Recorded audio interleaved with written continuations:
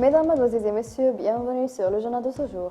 Son Excellence le Président de la Chambre des représentants le conseiller Aguila Saleh a rencontré mercredi à sa résidence de la ville de Gubba l'ambassadeur d'Allemagne en Libye, M. Oliver Ovicha. Où Son Excellence le conseiller a discuté avec Ovicha les derniers développements et les développements politiques en Libye et les moyens de mettre fin à la crise libyenne et les relations bilatérales entre les deux pays.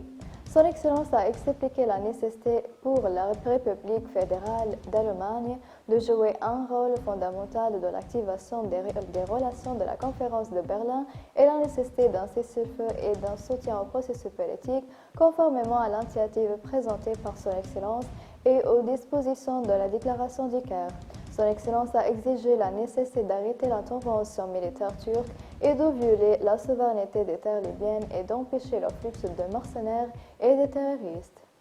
Le maire de Bayda Ali Hussein a rencontré mercredi soir l'ambassadeur d'Allemagne Oliver Ovicha au siège du président du Parlement Aguila Saleh dans la municipalité de Gubba. L'objectif de la réunion était de savoir comment aider la municipalité à promouvoir le développement économique local par le pied d'initiatives de micro-entreprises pour les jeunes et de travailler à réformer l'infrastructure du club et le siège de loisirs au sein de la municipalité. Ovicha a souligné au cours de la réunion le rôle des femmes dans la participation et la nécessité de fournir un environnement approprié, travailler à établir un siège de formation et un centre pour les femmes. À son tour, Ali Hussein a apprécié les efforts de l'État allemand pour renforcer le rôle des autorités locales, tout en soulignant son intention de renforcer les relations de la municipalité avec toutes les entités qui, à leur tour, devraient réussir le travail de la municipalité et impliquant les institutions de la société civile,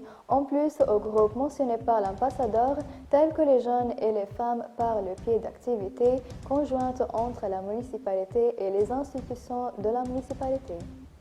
Les forces armées ont annoncé que leurs forces aériennes avaient mené un certain nombre d'attaques visant à des militants de l'UFAR dans la banlieue ouest de Sirte dans le cadre d'une opération qui les avait empêchés d'avancer vers la ville. Le porte-parole de l'armée Ahmed al-Masmari a déclaré dans un communiqué que 5 sorties de combat avaient été effectuées sur le front ouest de Sirte ciblant les forces de l'UFAR avec des frappes réussies en plein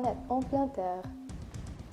Le conseil d'administration de la Fondation libyenne dirigé par le Premier ministre du gouvernement libyen, M. Abdallah Thani, a tenu sa première réunion pour l'année 2020 au cabinet office de la ville de Benghazi. La réunion a réuni le ministère de l'économie, le secrétaire général adjoint du ministère des Finances et de la planification chargé de diriger le ministère, ainsi que le président du conseil d'administration de la société et des membres du conseil d'administration. Au cours de la réunion, les actifs et les comptes de la Fondation ont été contrôlés et les actifs et propriétés lui appartenant ont été affiliés tandis que la réunion a conclu à la nécessité de poursuivre les procédures de suivi juridique et de coordination avec le ministère de l'économie et le ministère des Finances, le travail de l'institution au niveau local et international.